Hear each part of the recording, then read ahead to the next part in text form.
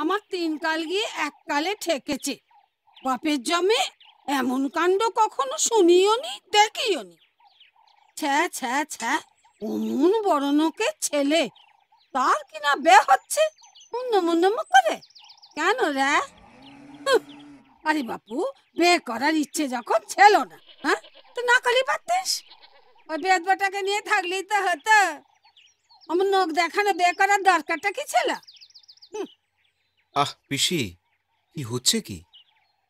কেন রে, কেন? আমি কি এমন অন্যায় কথাটা বললুম বলদিনি? আশ্চর্য কাণ্ড দেখলে রে, কিছু না বলে পারা যায় না। হ্যাঁ, ওদের যত কথা, কি হচ্ছে কি? হ্যাঁ রে, আজকে তো বউ ভাত। হ্যাঁ, তাই তো। তা তুই যাবি রে? হ্যাঁ, না, ভালো লাগছে না। কি হয়েছে কি তোর বল দেখিনি? আমি কদিন ধরে দেখতেছি, হ্যাঁ, তোর কিছু একটা হয়েছে। কোনো দিকে মন নেই, কিছু নেই, সারাক্ষণ কি যেন তুই ভাবতেছিস। সব বুঝেও মন যখন কিছুই বুঝতে চায় না, তখন ভীষণ অসহায় লাগে। মনে হয় যেন নিজেই নিজের কাছে হেরে যাচ্ছি।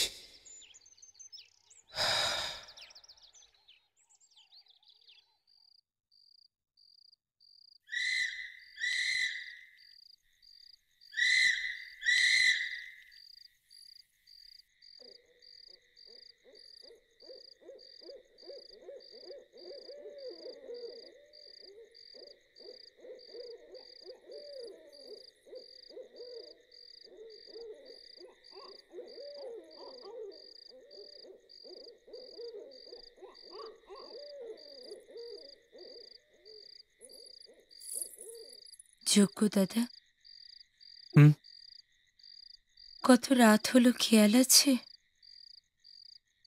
আজ না তোমার ফুলশয্যা? নতুন বউ তোমার জন্য অপেক্ষা করে বসে আছে। চলো, ঘরে চলো। সুর, হুম?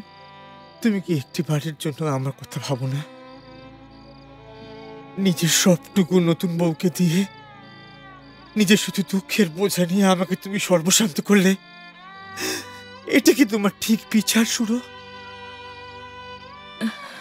ঠিক বই কি, লোকে তোমার কত সুখ্যাতি করছে, কেউ তোমার সম্পর্কে আর কোনো কুকথা বলতে পারবে না।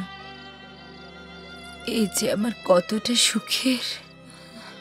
সুর, সুর, আমার মনে হচ্ছে আমি কোনো দুঃস্বপ্ন দেখছি। এই বুঝি আমার ঘুম ভাঙবে, আর চোখ মেলেই দেখবো যে স্বপ্নটা ভেঙে গেছে যোগ্য দাদা,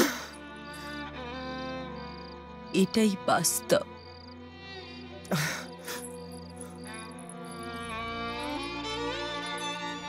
আমি নিজের হাতে তোমার ঘর সাজিয়েছি,